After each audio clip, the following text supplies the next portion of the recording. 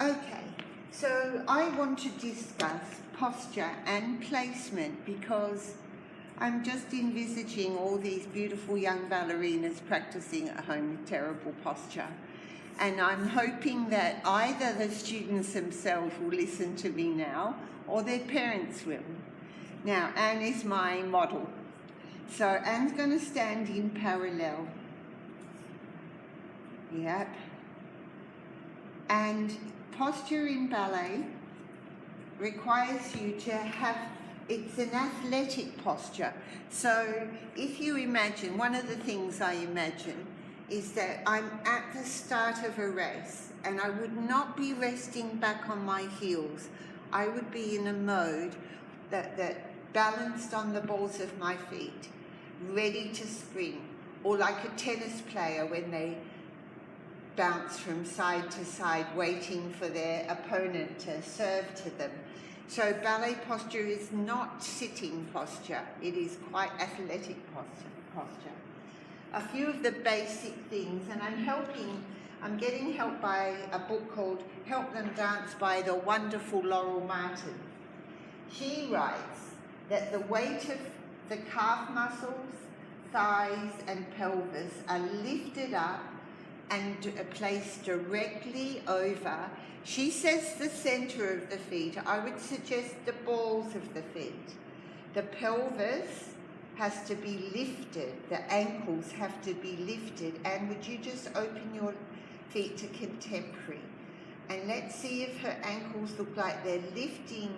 No, heels remain on the floor. I'll explain about them in a minute.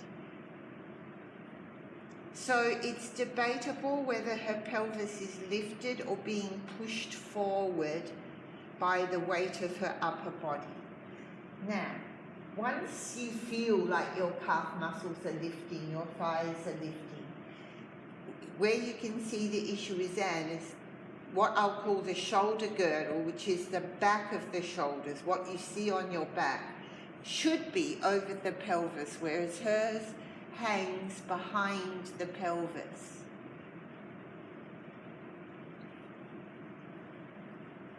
Bring it forward, Anne. Turn sideways. And her shoulder girdle is definitely behind her pelvis. It doesn't help to move the arms. You actually have to move your spine forward. The neck should be, now if I ask Anne to turn her back to us, can you just demonstrate where the last vertebra is and the first vertebra and the last one? All right, so she has a curve of her vertebra in between those two, and she has to make each vertebra come alive until it can participate in a straightening of the spine. Lower vertebra as well. And you can see, can you put your hands further to the side? No, just down by your sides. By your sides, not in front. Lower vertebra lengthening is making her engage her abdominals. So if we just recap, face the camera again. The ankles, knees, hips lift off the floor. The spine engages to push the shoulder girdle over the hips rather than behind the hips. And the neck is part of the spine. Right on top of that last vertebra sits your head. The whole feeling is strong, balanced, and unstrained. So every part of her body should not show strain. And the limbs should be free. They hang out of their joints. And the arms and head can move without any strain. Oh, sorry, just move the head.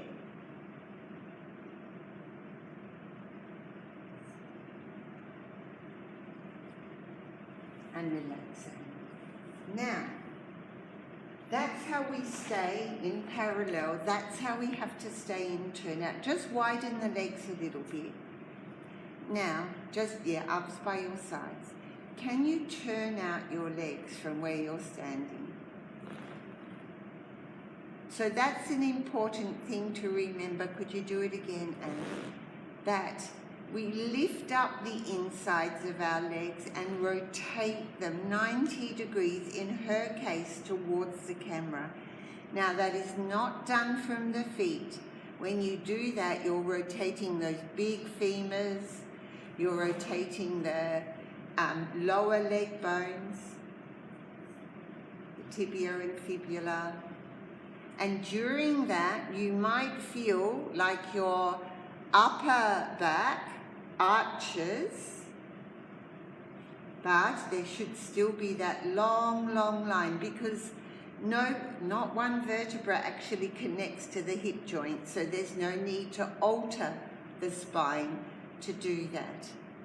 And when she arrives in her turned out position, once again, we did expect the ankles to be lifting themselves off the floor. That's not lifting the heels, but the muscles that hold the ankles should be lifting them off the floor. The muscles that hold the knees should be lifting them off the floor. And the muscles around the hips should insist that the pelvis is vertical.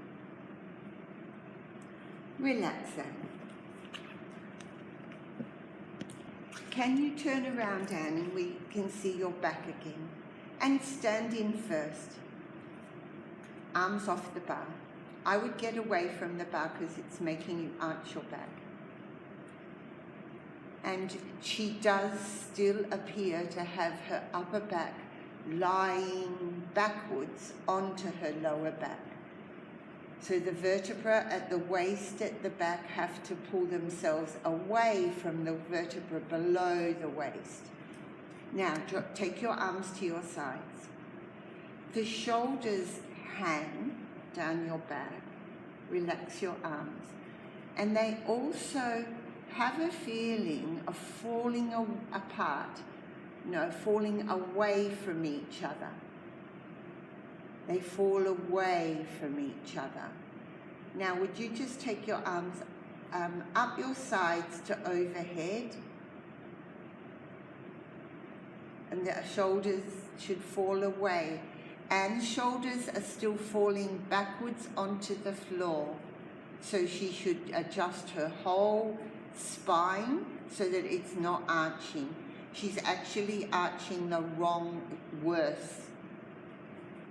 So there is a lift at the waist. That is an extremely important thing to do. Relax, Anne.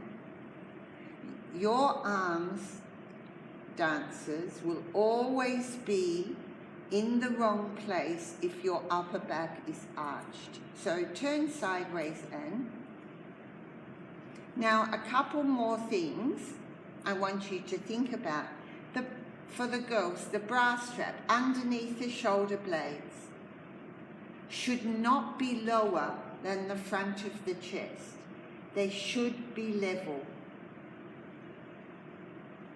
And that has helped her, but she is reacting by thinking that pulling the shoulders forward can help her, and it is a spine thing. So her shoulders have to remain relaxed and falling apart at the back as she adjusts her spine. And now you see she's been a bit more successful. She hasn't got the protruding ribs at the front, and once again her abs are engaged. Generally, however, her pelvis and her upper body are placed behind her on her heels. So all of these things work in coordination with each other. If you're standing behind your heels, your posture is in sitting mode and not athletic mode. So there's got to be a lift all the time off the heels. But her back looks better now. Now, I want to show you one other thing. Anne, would you stand in parallel sideways to the camera? Now, can you touch your Achilles tendons? at the back and they grow into calf muscles. Now, for a muscle to be working, it has to contract or get shorter. For a muscle to be stretching, it has to lengthen. So when we look at a simple demi-plie, even before you bend your legs, you should feel like those Achilles tendons and calf muscles are reaching to the floor. No, don't plie, just reach the Achilles and calf muscle even while you're standing. And you can see her upper body has fallen back again. No, that's the wrong correction. So reach your heels to touch the floor. I'm being quite careful with what I say here, because reaching your heels and actually allowing your heels to touch the floor is two different things. So you've got to make it an objective for the Achilles and calves to feel long and actually touch the floor without resting on them. Now, when you bend your knees, your calf muscles should slope forwards over your toes. And when you stretch your knees, you remain where you are. So Anne, would you now bend your knees on your heels and stretch your legs? That's wrong. That's disengaging all the muscles of her legs. She'll feel her toes curl up. Yep. Everybody at home should try that. Stand on your heels, bend your knees, and your toes curl up. And I call them chicken feet. They're really ugly, but when she gets her whole body forward off her heels and lets her heels stretch down even before she plies, but her pelvis is not up on her feet, it's sliding forward on her feet. Now spring, and her pelvis can't dive forward. You can still see she's not got that pelvis lengthened over her feet. And land forward into your knees. One more. And relax, Anne. So calf muscles are there to be stretched. Achilles are there to be stretched and not stood on. So now I want to talk about stepping from one foot to another foot. If you're in first, can you pull your rib cage into correct position? Now, if Anne was to suddenly stand on one leg, we would expect her body to have to move all of its weight onto one leg. And the other way, Anne? Good dancers do that before they move a leg. So transfer to the left and point your right.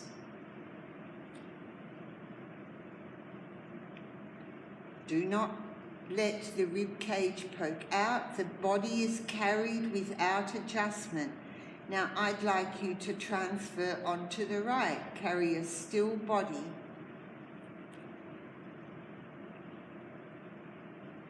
And transfer again. And really you have to have a catch moment, like catching your body on one foot, like in a cricket glove or a baseball glove. So you catch, and you can see when Anne catches her body, there's a ripple effect through her body, which suggests her posture is not secure.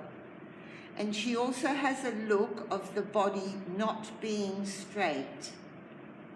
So she's altering the body shape to stand from one leg to the other. The body shape, you can see especially when she stands on the left, but her right hip is no longer facing the camera. So she's not evenly stepping from leg to leg. You should check yours very carefully. And if we turn her sideways, we'll see one of the things still wrong with Anne is that her pelvis and shoulder girdle are not in line with each other. She has an arch in the middle, which suggests her abs are not working. And then even when she corrects that, her shoulder girdle is behind her pelvis, not on top of her pelvis. The pelvis has to stay on top of the feet. Now transfer.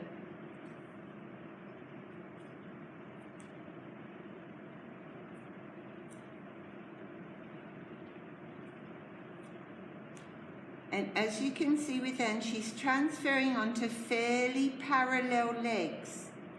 So her thighs must be moving around in the hip joints and not sustaining their turned out position.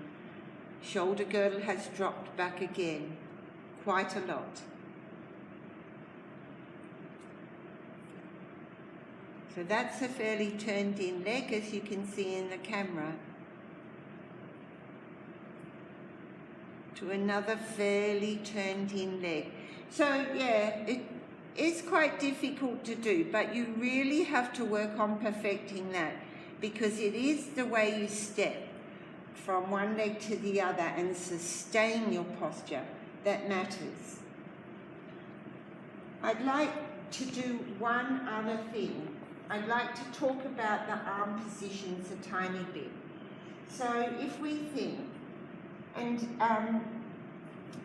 what's her name? I've forgotten. Laurel Martin says that likes to say the arms are made up of 6 parts. The upper arm, the elbow, the forearm, the wrist, the palm of the hand, and the fingers, right? All of those things can coordinate with each other or spoil the line. I like just to do arms out the sides. Now, if Anne is still arching her upper back, which she is, no, you're making it worse, Anne. Then her back will die. It won't be able to feel anything. Now, that's the space you make up. When we go to second, a lot of students shorten that length between their arms. When you go to second, your shoulders are behind your elbows are behind your wrists, and she's arching back again. No. I would like to remind everybody at this point, make your shoulder blades fall apart from each other. No, not down to the floor, opening apart. Now, go back to straight arms, second. The length of second position of the arms is the same length as extended arms. If you look at her upper arms, they comprise of 1/3 the length of her total arm. Her forearms are 1/3 the length, and believe it or not, you can measure your hand against your forearm. The hands are 1/3 the length, so each of them keep their length. If we look at her from front on, her elbows should not dip, her hands should not dip. Her wrists and her fingers form the end of the line, as do her thumbs. Her thumbs should not poke out, they should make a line. And it's because her upper back is arching that her elbows keep dropping. So turn sideways to us, and you can see the upper back is still not lifting, and she still has a tendency to think that her shoulders have to help her spine. So there is a lift of the upper back off the waist as high as you can lift it, and then you place your arms. Take your arms to first, and we should see the smooth line under the arm. You're going to arch into fifth if you're not very careful. So without arching and feeling it in the shoulder joints, arms to fifth, eyes must lift. You can see her wrists have broken, they're not a line in her arm. And now for seconds, she has to pull her elbows behind her wrists to come down. Longer, longer. No arching in the upper back. You're on your heels, so you can't feel it. And braba. So, relax in. When you use your arms, you use them in the shoulder joints. The upper spine does not arch or contract forward with those arms. The upper spine has to hold the width of the shoulder blades apart. Just turn your back to us. Braba. Now, I'd like to know your shoulder blades pull together. They don't fall apart. Ah. Come closer to the camera. Pull the shoulder blades together. Make them fall apart. No, without curving them. No, without pulling the shoulders forward. The shoulder blades fall in different directions. The left shoulder blade falls wider than your left hip. The right shoulder blade falls wider than your right hip. And we begin to get the musculature that we should be seeing in the back. Shoulder blades together, wrong, shoulder blades apart. And sometimes you can feel, so Anne's ribs are always in front of her shoulder blades. I'd like her to try and slot them in between her shoulder blades. And now we've got the muscles that we want to be working switched on. All right, relax, Anne. There's one other thing I'd like to talk about now, and this is more advanced. So I'm going to get Anne to stand in just a comfortable parallel. And really, you know, if you touch your sides, Anne, I want your rib cage to pull off your hip bones. But there's rib cage at the back too. Can you pull that off the hip bones? Turn sideways. So the ribs at the back are pulling off the hip bones. The ribs at the side and at the front are all pulling off the hip bones. I was taught to, that empty space under the ribs now, I was taught that that was called your diaphragm. Now that's really helped Anne lift, even though she's still reacting a tiny bit in the shoulders. You can see a bit of the tension in the shoulders as they attempt to help her diaphragm. Yeah, I'm glad she's smiling, but she's got that. Now, face the front again, Anne. We've got this thing called epaulement. So I need the backs of your ribs to lift off the back of the pelvis first. And epaulement means use of the shoulders, like the word epaulettes, but it's actually not a use of the shoulders. It's a spiraling of your spine, which can't be done without that considerable lift in the middle of the body. So arms out the side, Anne. Now, I would like Anne with, now if we spiral our spine and tilt it, we are wrong. So Anne has to spiral her spine. Let's go to the right. No tilts. And I would expect a really good dancer to spiral 90 degrees. And come back. And to the left. And she's got to keep it in her spine. You can see this right shoulder doing a bit of the work for her. Lift more at the back of the body. Spiral more. And her arms and shoulders have begun to move into position. So come back to the front. So now take one arm forward and back in the shoulder. We don't want an arm to move. Pretend they're locked in your back. But I do need the lift in the ribs off pelvis at the back. So your arms are locked. They can't move at all. And spiral. And spiral. You can see a little bit of action. Turn around, Anne, and we'll see one shoulder lifting slightly. So her left arm moved out, right arm has moved. She's still moving her arms to finish off the spiral.